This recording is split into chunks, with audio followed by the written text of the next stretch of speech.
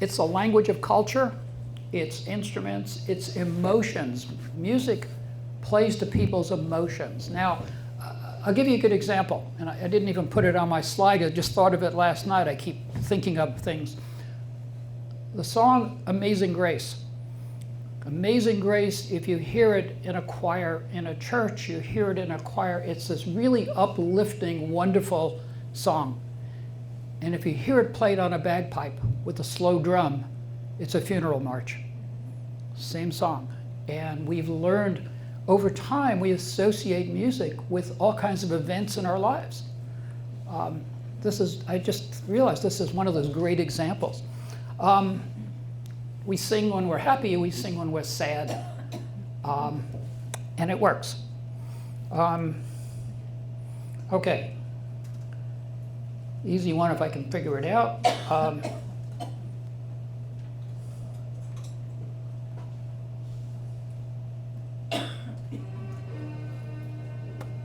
But okay, everybody knows the next four notes, and we know it. We know the key, we know the pitch.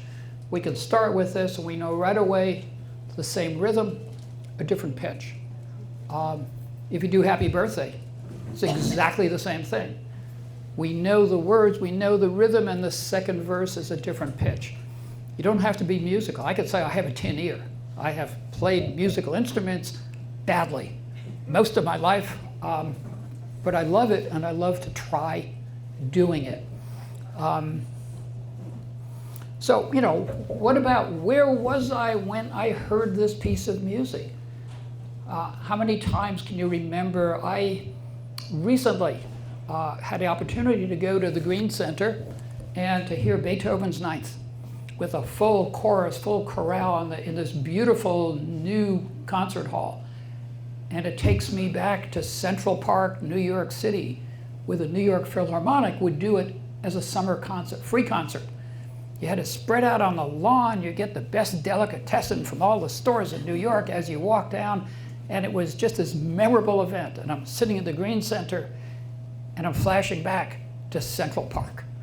Okay, so you can really do that. We have all heard pieces of music. We know where, when, how.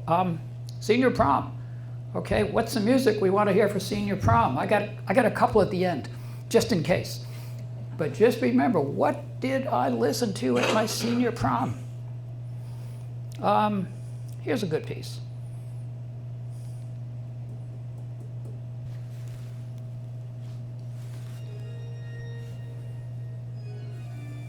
That's the senior prom?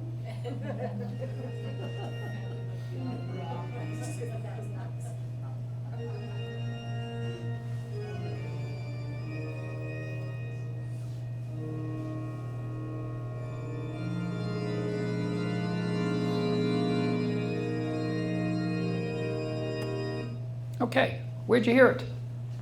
Oh, somebody. Phantom of the Opera. Phantom of the Opera. How about Young Frankenstein? Come on, let's get serious here. Of course, we've heard it in church, we've heard it in cathedrals all over Europe. This is the music that puts you in a place. Okay, you don't tap your foot to this one, but you know where, you know when, you know how. This is building into our brain. Our brain is locked into this stuff.